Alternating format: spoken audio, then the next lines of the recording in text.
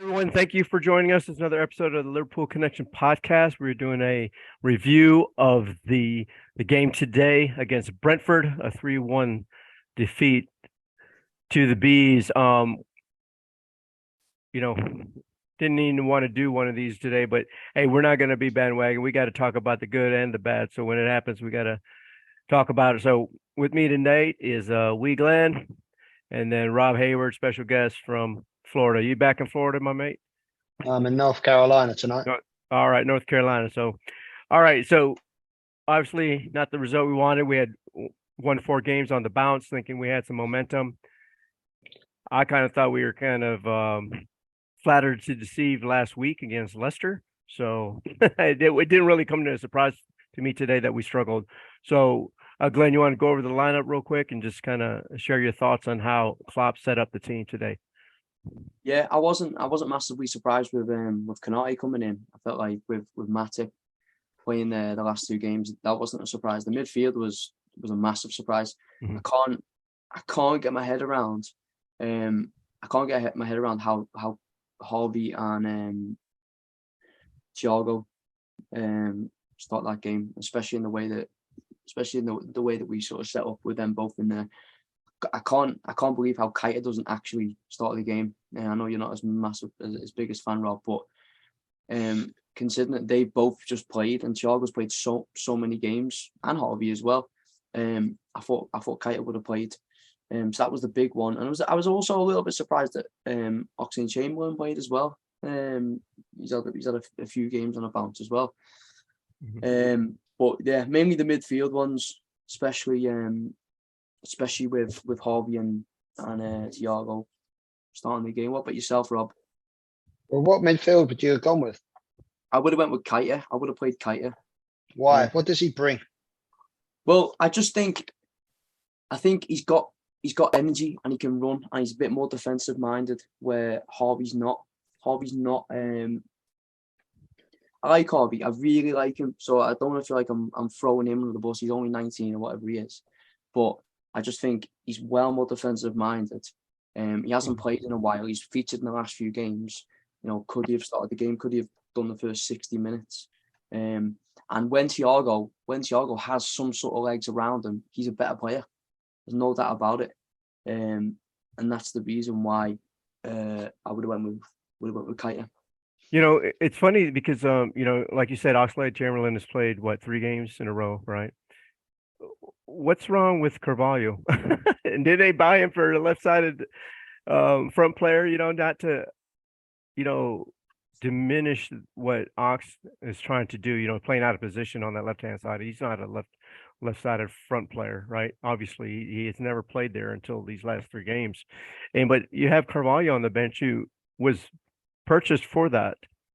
And I know he's young as well, but he has shown glimpses and for me to have somebody on the bench that could actually plays his natural position versus somebody that is coming back from a long-term injury as well, right? And getting the start every game, it just kind of it's weird to me how that's set up. And then obviously the other change in the back, Simic is starting over Rabo, and so that It wasn't a massive surprise that one though, because Robertson obviously came off injured the other day, wasn't it? Mhm. Didn't he? So that wasn't a huge surprise. The Carvalho one, Carvalho when Yeah. when he's played at Fulham, he's been more of an attacking midfielder, hasn't he? So he's not naturally like a front three, especially from the left. But it's been as more of a surprise that he's not. I think I'm right in saying I don't think he's featured. He's not featured against Leicester. He's not featured at all today. Right. Yeah. Um, But I think you're making excuses though. yeah, but you brought in Rabo at halftime, so I'm always of the opinion that if you can come in at half, you could start a game. So that's just me. uh, You'll have a week to Well, rest. So, look at the excuses being made. They just had a lot of the players you've mentioned there. They've had a month to 6 weeks off for a World Cup they didn't play it. They're now being asked to play 3 games in 6 or 7 days. That's no different to when we're on Champions League run-ins, end of the season running. That's no different. So we're making an excuse. He's going to be tired. He's going to be tired. I don't think it comes down to, they're going to be tired after having a month off. Thiago, month off. Harvey, month off. Robbo, month off. All these players, months off, right? Just played on Friday night. So realistically, Thiago's played 4 games on the bounce. His injury record would suggest that he should not be playing that many games. Oxlade-Chamberlain has played hardly any time at all. So don't get me wrong, I am not using that as an excuse, but we're talking about the lineup here and we're saying, like, was there any surprises from my point of view? Yeah, there was. So that's sort of where I'm getting with it. Yeah. You know, we start like Rob mentioned. Shit, no. Yeah. Rob, we mentioned before we started recording that we did start off pretty brightly, right? Nunez had a chance at the very beginning. We were kind of pressing with Tsimikas had got down the wing and served across in very early. So we started bright. But man, you know, just the mentality of this team doesn't seem to be there where they keep their head up when things go against them. And obviously the goal that's scored on a corner, which was bumbled over, but I kind of go back. They won the corner on Van Dijk. You know, I thought he misplayed that particular pass through. So I may be harsh on him, but I just as somebody that's played back there for a long time, just knowing that guy wants to make that run and you kind of just let that ball go over your head. I don't know. I'm being harsh on him, but you know, at this time it's fine margins, right? I don't think there's anything problem being harsh against professional footballers who should be at the top of their game. Right. I think we have given them praise upon praise over the years because they've been incredible. Now they're not doing the job. They need to be said, right, you're not doing your job. Nobody is immune from that. Like you say, Steve, first 10 minutes, we started pretty brightly, made some good incisions into them. And then I think there's just an absolute complacency saying, oh, we're doing well, we're going to win this. And they get lazy and they've become arrogant with it. But also, I think it has to be addressed. And people will embarrass me on this and go at me. Klopp has to take big responsibility if he's not in the lineups, that's one thing. But it's also the changes and how he's asking them to set up. Ultimately, it is his responsibility. So we have to mention that. Well, that goes back to the lineup for me. And even if you're not, you know, maybe you're playing Thiago when you're playing Fabinho, and you're maybe going to play more of a 4-2-3-1. You're going to try and be a little bit more solid. There's times where as well, I feel it was so high up the pitch. We just don't need to. We don't necessarily need to be that high up on the pitch. Like that first goal was, from the actual corner, it's so from the first goal they scored, it was absolutely shite. Like that goal comes from Nunez. Nunez has got the ball about 18-yard box, gets it nicked off him. There's no pressure on the ball for our midfield, or the pressure's not good enough. Ball gets put down the line. Van Dijk looked quite slow for that as well, didn't he? Like quite concerningly quite slow. Well, that was that's really my criticism. You know, the ball goes over his head, then he turns around and lopes and lets the guy receive the ball. Because normally Van Dijk would have already won that ball higher up the pitch and, you know, made the tackle or knocked it out of bounds. He lets him drive towards the box and get a shot off. You know, what kind of defense is that? What kind of defending is that if you're letting the guy drive from the, you know, all the way to the edge of the box and take a shot on Allison where he has to, you know, knock it out for a corner? I don't know. Like I said, I'm was Van Dijk injured? You think at that point? Yeah, you'd think so. Do you buy he was injured? I don't. Don't you? Why? No, I don't think he was injured. I think he got dragged at halftime. I think he finally got hooked at halftime, which is something that could have happened in a multitude of games this season. He got hooked, and to save face, he's come out with a little bit of strapping on his thigh. I'm not no big conspiracy theorist or anything, but Rob, I'll give you that. I truly believe that. I think he'll be in training tomorrow, and he was just embarrassed because he's been shocking all season. I'll give you the God honest truth. At the pub at BD Riley's today at halftime, I said, "Watch, they're gonna make an excuse that he has a knock when he doesn't get subbed when he gets taken off." And it. Hang on a minute, Van Dijk wasn't great, but there was loads of them that were shite. What about Canate? Van Dijk's been that way all season, and he's had no comeback on it. he's been ghosting through the season. And at some point, you need to say, right, you get off that pitch. I don't care who you are. I don't care if you're the best player in the world or the worst player. If you're not doing your job, get off the pitch. Give someone who's at least going to give 100%. Going back to Steve's point, he's coasting back to try to defend. He's not putting it in. If you're not putting it in, get off the pitch. I'd rather have 11 players out there who are going to give everything for the cause and be crap than 11 players who give 50% and they're great. We want the bare minimum you can want out of a player is to give hard work. And he ain't giving it. At what point in that first half did anybody say, oh, Van Dijk looks like he's carrying a knock? Oh, he's just pulled up there. Nobody said that. That there could have been it, though. That there could have been it. The way he's. So why didn't he get treatment straight away? That was midway through the first half. Why doesn't he get treatment right there? You would thought so, wouldn't you? But if he's felt something, I don't know. If you feel something, you don't go through the rest of the half. But we'll find out. Getting it looked at. Yeah. We'll find out, because if you've coming off at half time and you've got a thigh strain or whatever you've got, he's not gonna be out for a couple of days, is he? He'll be back, and he need a kick up ass. Yeah. Hey, Yeah, let's talk By the about way, that could have been one of 8 of them in that first half. Exactly. You're right. Exactly. You're Shocking. But So, Van Dijk has been that way all year. Yeah. So Klopp Even makes Van 3 Basten changes. has had a pop at him for the Dutch. Yeah. So Klopp makes 3 changes at halftime. But I want to talk about that second goal too. Are we going to talk about Trent Alexander-Arnold? The fact he cannot defend. He is as good as in one goal to the other team. Well, Every game at the moment. But also on Konate's positioning there. I mean, you're standing in the middle of space. He never looks around to see where any kind of danger is, and Trent sees where the danger is, and then he backs up, which I don't know why he did that either. But Konate, he didn't even take a look. He's watching the ball the whole time and has no idea where the other player is. And it's an experience showing right there for me. Absolutely right. But you got to look at Trent there. Okay, he's got 2 now in Trent's defense here, and this is a very, very thin defense. He's got 2 players at the back post. To your point, Steve, because Konate is ball watching. Yep. Who's the more dangerous player? The one on the inside of the goal or on the outside of the goal? It's the one on the inside of the goal, right? So Trent should tuck in. He should see that after playing 200, 300 games, right?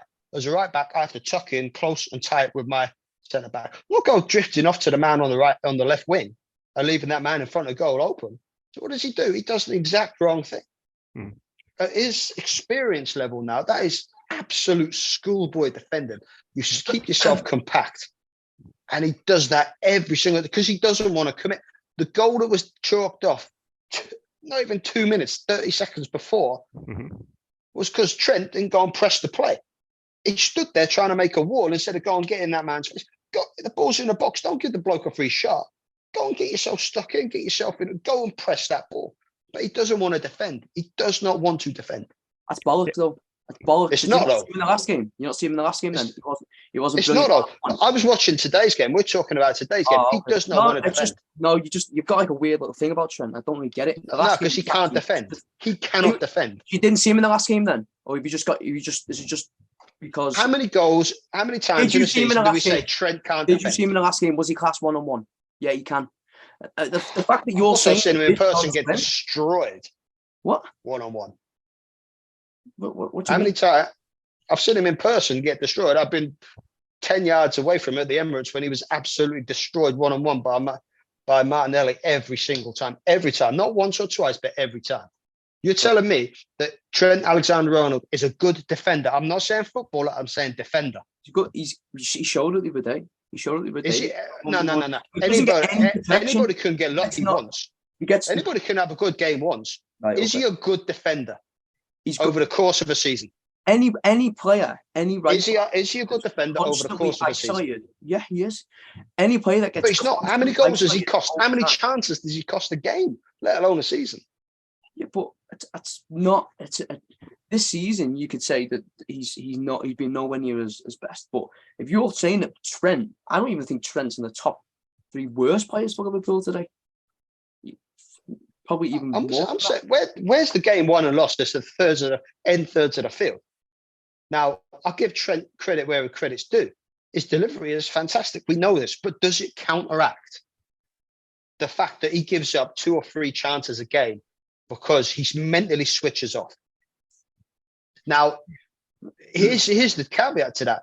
Is this Trent's problem or is it Klopp's problem? Should Klopp be looking at this more? Yeah, but I'd also say... I'm not saying Trent is a bad football player. I'd also say, because this happens all the time, happened in the last Leicester game as well. Trent constantly seems to have one more extra player all the time. It's because they target him, because he's no good at defending.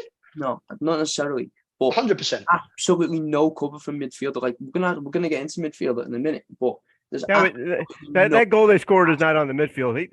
Which one? Him and Kanate. The second goal. It didn't count, did it? No, the goal that they scored. Are we going into that game? Which one counted? That makes an argument for us even today's game. Quality. Kanate's watching the ball. He lets it go over his head. Trent's on the guy and then runs outside while the ball's in the air. He runs away from the guy that heads the ball. I don't know what he was doing, to be honest with you. But anyway, I'm not saying he didn't do well in that situation. But what I'm saying is this idea that he's absolutely dog shit is yeah, but you're getting so personal on that. I'm not saying he's a dog shit footballer. I'm not calling it a dog shit. I'm saying he's not a very good right back. You need to find a better system to get the best out of him. That is my take. Is he a talented footballer? Of course he is. Is he suited to playing in a team at this point who can't defend, can't get pressure on the ball higher up the pitch? That's a no. different thing, isn't it? So different question. There's a massive argument there. If he was a great defender, no problem. You could argue that we need a really good defender there right now, as opposed to a really good crosser of the ball, distributor of the ball. Yeah. Or you could also say that some of the things that are in front of Trent is absolutely shite and done. Oh, you scousers sometimes you defend your own ranks, don't you, boy? He's one for you. What? By the way, don't get me started on Simiskas, can't say his name, down the other side. He should never put on a shirt again. I think he's terrible. At all, is it? But yeah, I don't like him either. I'm not as big as fan. Anyway, can we go to the second goal? Because I don't think I've been more annoyed for a goal. Well, for a few weeks anyway. I can't believe how a football team that I've always watched loads of teams, right, and thought, God, they're so thick, they're so brain dead, and like for Liverpool in the last 3 years, we've been just like smart, streetwise, and that goal today, considering they've just had 2 goals disallowed. How do we give a goal away? It's 41st minute. It's our goal kick or from the offside. How do we give a goal away there? It's Harvey Elliott pricking around with it in the wrong position. It's beyond brain dead. It's, oh my God. It might be the Napoli one, when we were getting absolutely murdered in Napoli, and like we ended up giving away a second goal out there. It's happened too much with this Liverpool team this season, where we're just a bit thick. You know, so let's. So Klopp makes the 3 changes at halftime. You know, Van Dijk comes off, Elliott comes off, Tsimikas comes off. Right. The dynamic of the team changes for a little bit. We're on the front foot again. I mean, we had a chance right away. Then you know, Oxlade Chamberlain gets a nice header goal off of Trent's assist. And then once again, you know, when we're back in the game, we just a simple ball over the top that we just don't deal with, you know, or I don't really know what Kanani was doing on that one. He's so big, man. I mean, just shield the ball, bro, or just deal with it. You don't play. Well, the ball should never safe. get to the player in the first place. Yeah. His body shape was so wrong defending that ball. He got himself all kinds of twisted around. Ball goes over his head. He's off balance, falls over. Good finish. It's so piss poor. And just comes at a bad time when, you know, obviously Liverpool had started putting some things together and have some chances. Nunez. And I think after that, I don't even know if Nunez even touched the ball after they scored their 3rd goal, you know, and we're just trying to dump it into the middle. And I think just to go back okay. I thought the second half, the response, the 15 minutes, 20 minutes response was really good. But Robertson, By the way, I thought Robertson was Liverpool's best player today. I thought he was absolutely brilliant. I mean, I know we come at half time, but the energy that he had. That's a sad indictment of the game right Oh there, yeah, really, isn't it? 100%, yeah. But his desire, his energy, his enthusiasm, it rubbed off on the team that first 15 minutes. And when obviously Nunes is ruled offside, but even when we get the goal, I think everyone was thinking, all right, well, we'll go and get the second one now. Right. The annoying thing was, and the Brentford crowd was starting to get really edgy. They were dropping deeper and deeper and deeper. The annoying thing was the amount of times where Trent would have the ball, and it was a beautiful ball for the goal. But then after that, the amount of times we were putting the ball in the box and putting it in the box, doing my head in, and thinking they've got like 8-foot centre backs. Move the ball around, and try and look for little bits of combination. I think we had the one where Salah set up Nunes, and Nunes flashed it wide. It was a poor finish, but there wasn't much of that. There wasn't much of that little quick combination plays, just putting balls in box and putting balls in box. It was well, they had that one that they combined in the middle and went to Trent, and instead of just hitting it with his left foot, he tried to go back to his right. I'm like, there wasn't many though. There wasn't many. Right. But yeah, no, that was good play. Yeah. So the players to play at the moment to play that intricate play around the penalty area.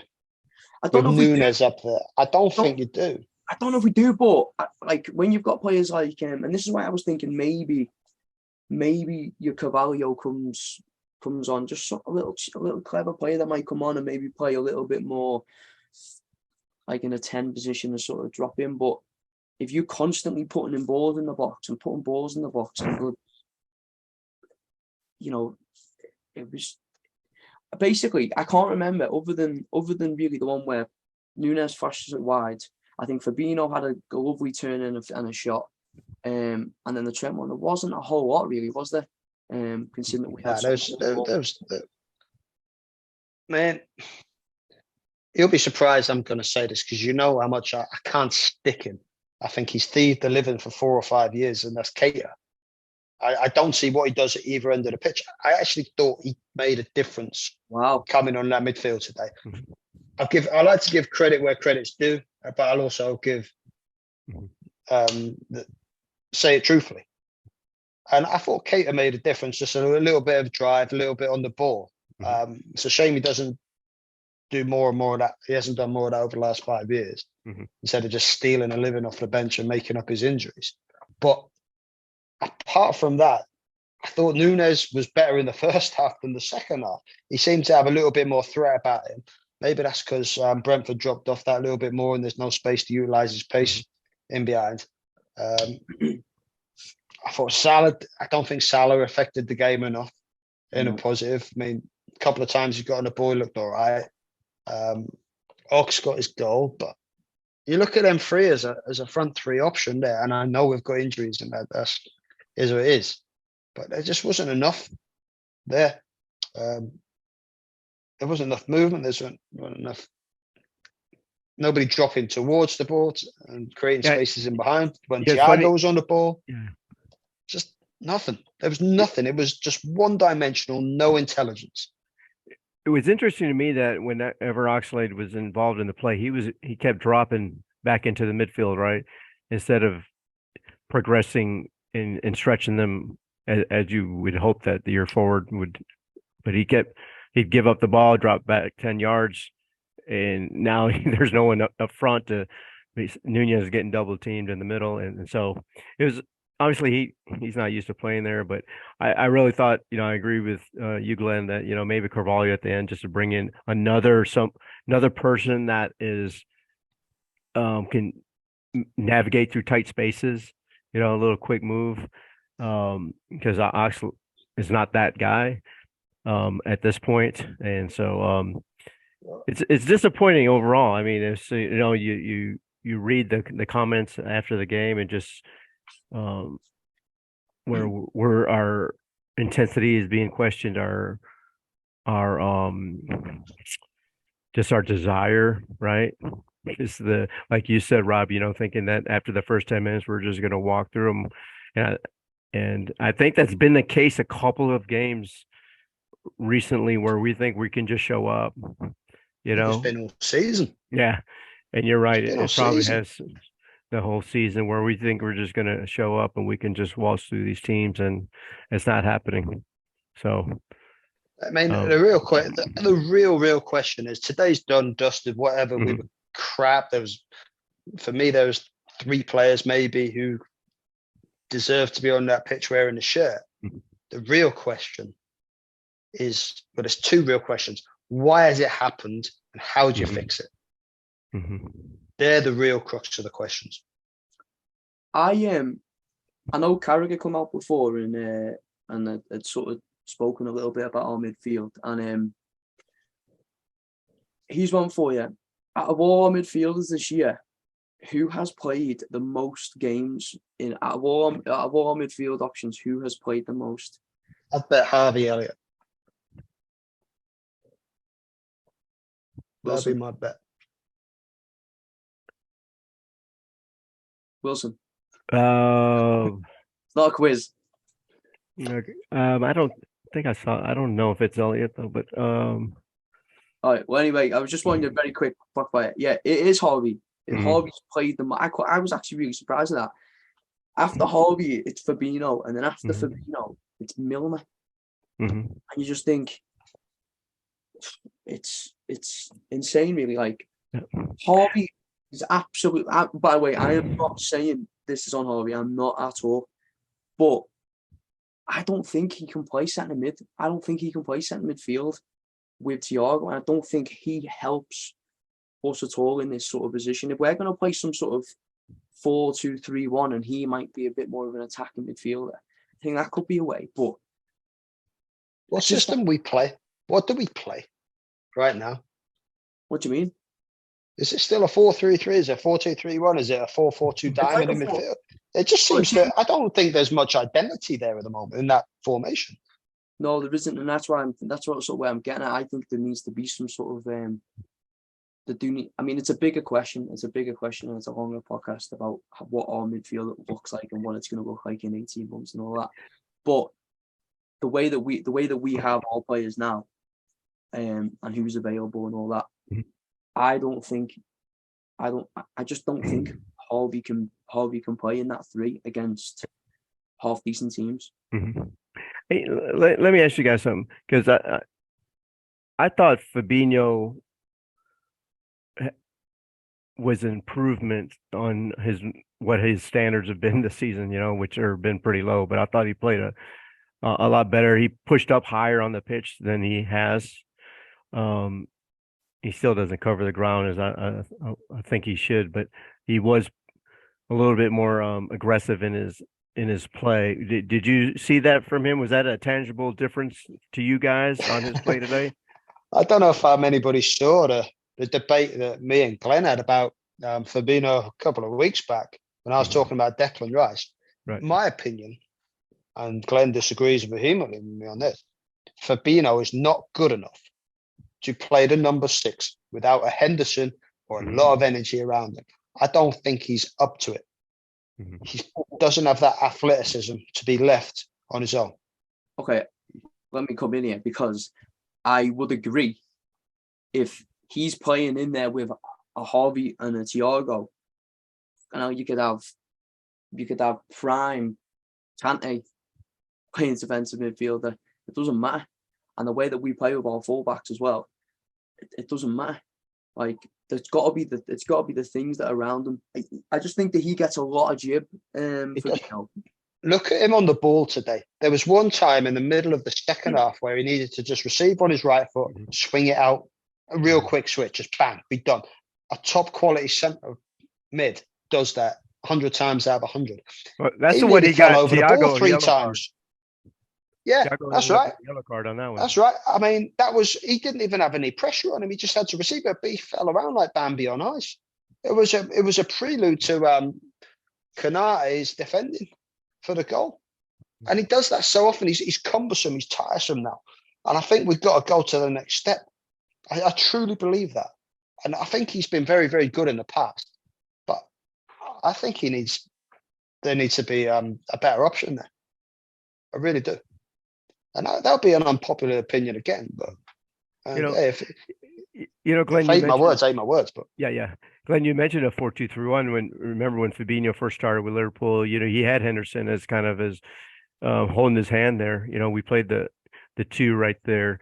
And I I really think that the team would improve vastly if they went to a double pivot there, and just kind of slow teams down coming at our back four. I don't know. What are But you guys thinking? before the Brentford game, even if we're going to play this 4-3-3 or whatever, what we're going to play is maybe we just play like 10 yards deeper.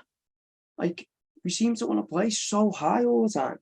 And if we've not got the energy in midfield and we can't press like we could a year ago or whatever, or 2 years ago, then why are we putting ourselves in that issue? Why are we giving ourselves that issue? Like, Well, the reason why we play high is because we know we have to compress the field for our midfield. We can't be our back line can't be 25 yards back, and the midfield has to run 25 yards more. And right now, they're not going to cover the ground. no, exactly. But if we're dropping like a lot deeper, we can't afford to drop a little bit deeper. We don't need to have, and we don't need to have our centre backs that high up the pitch. But we need our Well, center backs to make the plays individually. That's what they have here's not the other done this piece. season. That Here's they the other normally piece of the did, though. puzzle, right? So when we had front three, Mane, Firmino, Salah, you had your front three. What was Firmino's job as the number 9 is to cut the field in half. Mane or Salah's job, most of the time, they were told to cut off the line and show the player inside. So it's setting the trap. So you're funneling that play into who? Into our 3 centre midfielders ready to spring that trap. At the moment, you look at our front 3. So let's go today. Ox, Nunes, Salah. They're not. Nunes isn't cutting the field in half. Salah can't play off Firmino. He's playing off Nunes, so he doesn't know whether to show him inside or outside. Ox isn't at that position, so he doesn't show him inside or outside. So all of a sudden, instead of always funneling the ball into the middle of the pitch, you're giving them the option to play around the outside here or through the middle of you. So the midfielders, knock-on effect of that is your midfielders have a lot more ground to cover because they don't know where the ball's gone. Whereas in the past, Mane is showing him inside, Salah shows up. Okay, we set this right, bang, hit him. And all of a sudden, your back four can be pressed up with that. Now, we're not getting that from the front 3. So with that, because the midfielder now stretched out, easier to play through. Because the midfielder easier to play through, our back four is getting exposed every single time. So yes, it is a defensive problem, but it starts very much from the start. Now, is it Nunes' fault? Nah, he's only just come in, but does he need to be learning? You bet he needs to be learning. Ox is what it is. Right? It also doesn't help. Our midfield is 2 yards slower than they have been. That is where the mass of there's been no investment comes from. It's not only the quality, but it's just having the sheer legs. And we've run the bollocks off these players. And there needed to be investment of players who are ready to step into that role with massive energy, massive quality straight away. And that hasn't come. Now, could that now go back to your recruiting team and Klopp by going out and getting Diaz, getting this Cody Gakpo off the back, which is a total different conversation. I don't know why we got him other than to piss off the Manx right now. Was it a panic buy? I don't know. We haven't put the money into the right places. We haven't put enough money. And this goes back 2-3 years. You always build from a position of strength. Do you know what, though? We haven't done that. I totally agree with you. I do agree with that. And then I think that we saw about this conversation at the start of the season, and I was sort of in the mindset of, like, everyone's had this thing about Bellingham. It's going to happen. Bellingham. It's not going to happen. No, I don't want to get into that now, but I think that has been everyone's sort of mindset. If Liverpool are going to get one absolute belter, and they're probably going to have to, this season, they're going to have to sort of go through it, and then they're going to wait for the belter. And that's generally being everyone's thought process. But signing this Gakpo, before we go there, I just wonder whether, and Thingy said it as well about like Pep Linders about maybe having more technical players in midfield. You've signed Carvalho. Now Carvalho's more of an attacking midfielder, more of a creative midfielder. He has played both in midfield and in the forward positions. But you've also got Harvey as well. So you've got these sort of like real nice technical players that are in our team, and they're sort of playing in midfield now, which is it's totally against like what Liverpool were built their success on. Yeah, with your Henderson and Wijnaldum, who are not massively technical, No. but they just intelligent, simple think things about- well, just brilliant, brilliant players. Yeah, but you think about before we got Fabinho, when it was Henderson, Wijnaldum, Milner and Gini. Yeah, and you're like, look at that three, and you're like, but at the time everyone's like, oh, we need more this, and then Fabinho came in and obviously made it more, and then it was like Thiago was going to come in, and like obviously that gives us like a different dimension, but then you've also had the sort of legs in there as well, and it is interesting. I think the midfield question in general. Henderson, it shows the value of Henderson, what he's done over the years. Yeah. What do you mean, like the number of games and stuff? Just everything. As a player, as a leader, Massively his energy, his quality. He's got quality on the ball, which people are, oh, he only passes sideways and backwards. Don't even get me started with that one. No, they don't. They obviously don't watch. They don't watch. They don't know the game. They should never be allowed to watch another game if they say that. Well, speaking of other games, the good thing about Liverpool and the season is still we're in the middle of it, and we have another game on Saturday, the FA Cup versus Wolves. I want a World Cup. I want another World Cup break. Yeah, but anyway, we'll get done. We'll get done. Yeah, there's so much that's wrong with the team and the club right now. So much, and it's not getting better. That's the worrying thing. Everybody says, the World Cup, we'll be able to regroup and go out and do these training camps. It hasn't got any better. All right, we blagged the result because we've got 2 own goals against Leicester. That just papers over the cracks. Today just exposed everything we've known for a long time. It's not getting any better.